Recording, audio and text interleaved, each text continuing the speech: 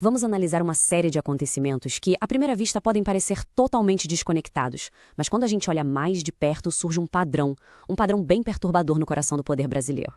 Para entender essa história, a gente precisa voltar para janeiro de 2017. O Brasil estava no auge da Operação Lava Jato, a maior investigação anticorrupção da história do país. O clima era de pura tensão. Todo mundo esperando a homologação das delações da Odebrecht, que, olha, podiam mudar completamente o cenário político. E a caneta que tinha o poder de fazer isso estava nas mãos de uma única pessoa, o ministro do Supremo Tribunal Federal, Teori Zavascki. E aqui a gente vê a urgência da coisa. O ministro Zavascki chegou a interromper as próprias férias só para analisar esse material. Ele sabia o peso daquilo, não era uma viagem qualquer, era uma missão. E aí, no meio da tarde, debaixo de uma chuva forte, o avião em que ele estava simplesmente caiu no mar. E é exatamente nesse ponto que a história se divide. De um lado, a gente tem a explicação técnica oficial do que aconteceu. E do outro tem todo um contexto político explosivo que faz muita gente questionar essa versão. A conclusão oficial do CENIPA, que é o órgão que investiga acidentes aéreos, foi direta: um acidente trágico, culpa do mau tempo e de uma desorientação do piloto, sem sabotagem, sem falha mecânica.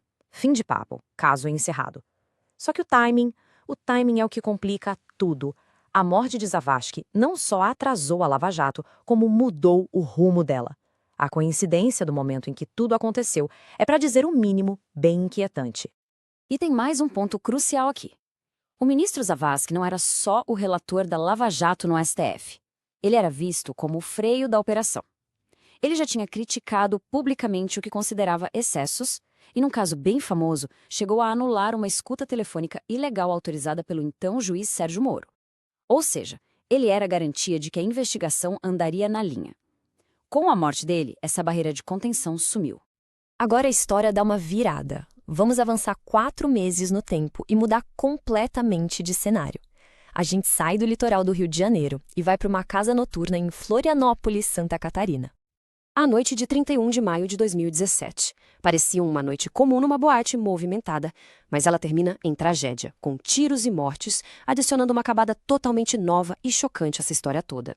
E as vítimas não eram pessoas quaisquer, eram 2 delegados da Polícia Federal, Elias Escobar e Adriano Antônio Soares. A morte de 2 agentes federais, assim, num tiroteio, já seria um evento gravíssimo por si só. Aí vem a pergunta de $1 milhão, né? O que a morte de 2 delegados numa briga de bar em Santa Catarina tem a ver com a queda de um avião no Rio de Janeiro meses antes? Aparentemente nada, mas só aparentemente. E aqui está a conexão. O delegado Adriano Soares era o titular da delegacia de Angra dos Reis que tinha jurisdição sobre Paraty. Sabe o que isso significa? Ele foi a primeira autoridade da Polícia Federal a chegar no local do acidente do avião de Teori Zavascki. O primeiro elo oficial com a cena. Mesmo que a investigação depois tenha ido para Brasília, ele foi a primeira peça do quebra-cabeça no local. E agora, ele estava morto.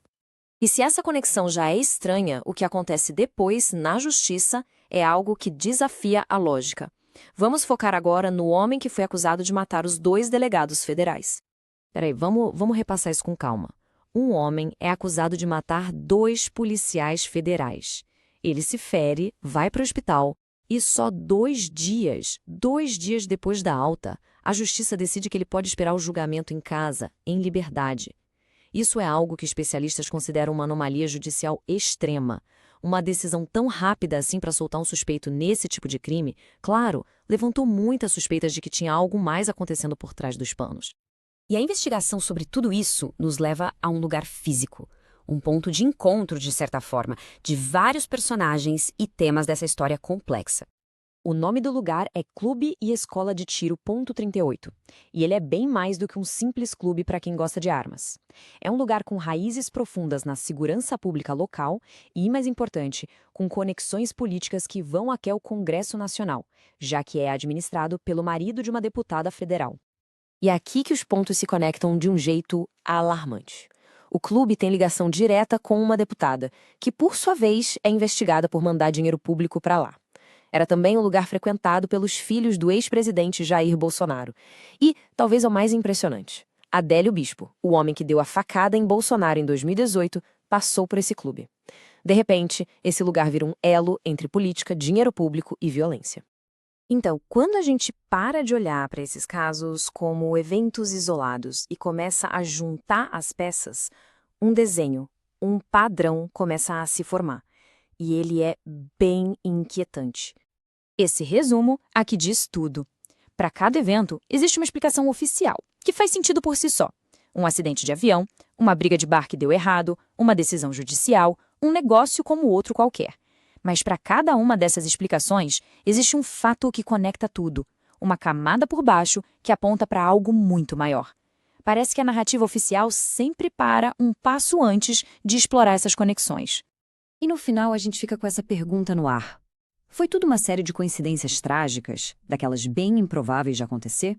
Ou será que esses fatos, todos juntos, revelam um padrão que talvez mostre uma realidade bem mais sombria sobre como o poder funciona e se protege no Brasil? A resposta, olhando apenas para as fontes disponíveis, continua em aberto.